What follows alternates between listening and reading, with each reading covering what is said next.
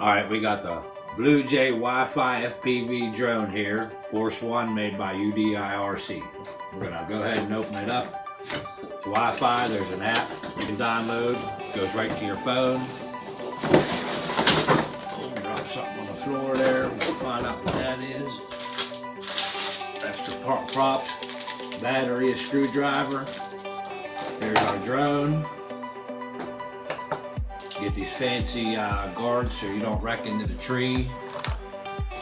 This is to hold your phone. I don't ever use it. But here's the remote control. Right here in the box. You can see we got the camera with the wire that links right next to the Wi-Fi signal right to your phone. Battery compartment. We're gonna go ahead and plug it in. See what kind of charge we got.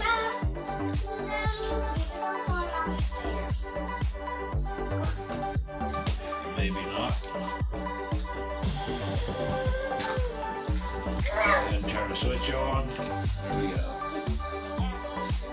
Flight video to follow.